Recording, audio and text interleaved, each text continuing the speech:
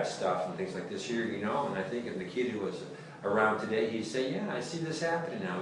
I can see this real gradual deterioration going on in your country if he was around now. But we're talking about the 60s. So anyways, that was a scary thing for me to see that. And the other thing that was hard for me was back in 1968, they had a lottery.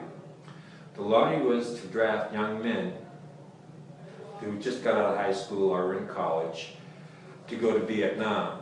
And I remember being in the student union in Northern State in Aberdeen, South Dakota. And as they called out the numbers, I was very fortunate. I remember my number was 305. I was born October 8th. And I was playing also at that time in a nice little rock and roll band. And everybody and they're all from South Dakota. Everybody that was in the band was gone 2 weeks later to Vietnam. Didn't lose a lot of friends, but I lost some friends. My very first cousin, my mom's sister's son, was there. He actually got the Medal of Honor 3 times. Had a Congressional Medal of Honor from the President, Lyndon B. Johnson, who I don't like, but and he's got tattoos from his toes to his head. You know, he's belonged to several motorcycle gangs down in Florida, but you know, it did some weird things to some people there. It was a real tough time. One of the cool things was music. When music got started in the early 60s, I have to tell you, I really, you know, was impressed. You know, Elvis was king and he was coming on strong with this stuff, and then you had the Beach Boys, which were coming on really good, and then what happened was these things started to change in the later 60s, and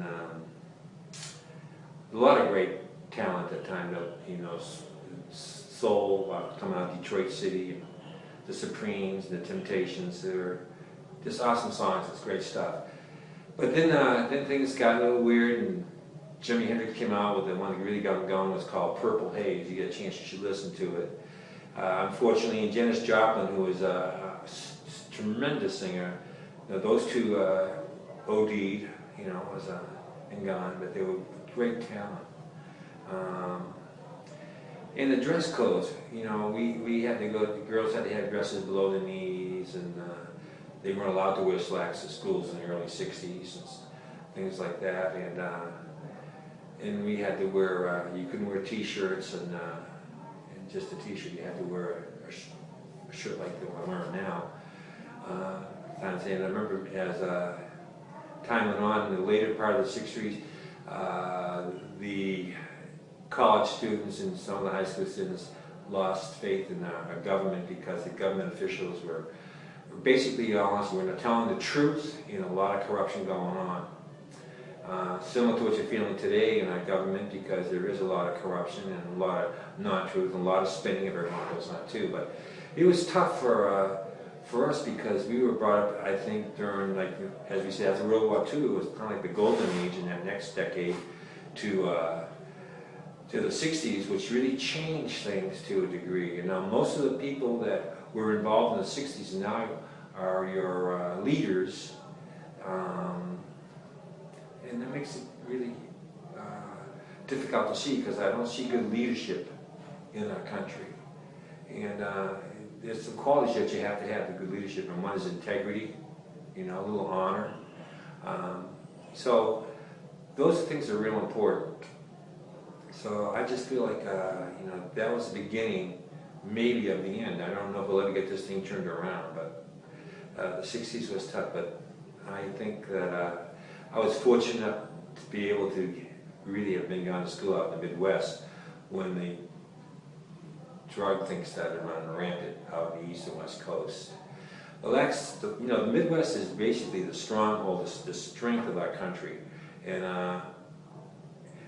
And what's difficult to see is, like, I was disappointed with Minnesota, because Minnesota is basically a liberal state, and liberalism has its place, but it's certainly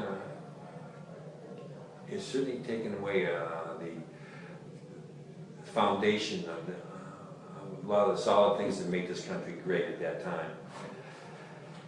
I'm not taking anything away from the guys who fought in Vietnam, because I mean, I'll tell you, they didn't know. I mean, they were fighting for the country, you know, trying to do what was right. They thought was for freedom for another country. I mean, um, Shanghai Shek. I can't remember all his names. I can't remember everyone, but Yeah. you know, it was really difficult to know what was going on. But later, it all surfaced.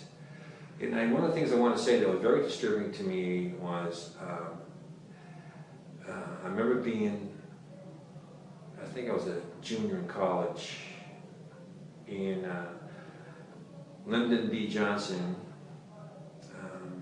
with McNamara. McNamara was Secretary of State.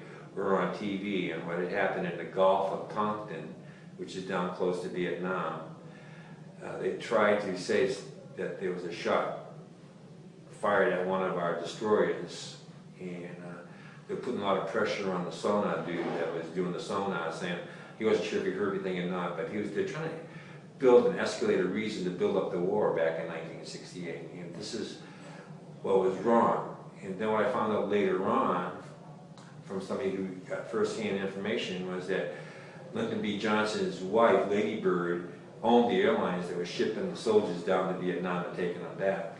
And that was just discouraging, you know. And McNamara was on the TV with him at the same time talking about the Bay of Tonkin incident, saying that this was going on, and right now McNamara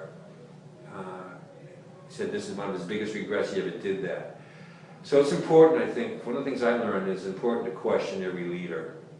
You know, make sure you know what their motives are and what they're really trying to do. Are they out for the best interest of the country, or big interest for big industry or lobbyists or whatever? So you really need to really think it through. But if we don't take hold of this real soon, it's all for naught, because we're going to have to deal with the idiots in the world that go out and just think about themselves and do what they want to do and don't care about anybody else or what's going on in the country. And basically, I feel pretty soon we'll be close to shark bait. All right, so that's pretty good for the 60s, I think. Now we should probably just move right on to the 70s. Seems kind of like everything that you're talking about kind of spells into the 70s as well. Well, it does. The thing that I found interesting was that I graduated from college in '70. Took me 4.5 years. My first 2 years were I was too involved in playing football, and I had a really hard biology class and English class. I can't speak English very well. And I was basically, I had a biology major and a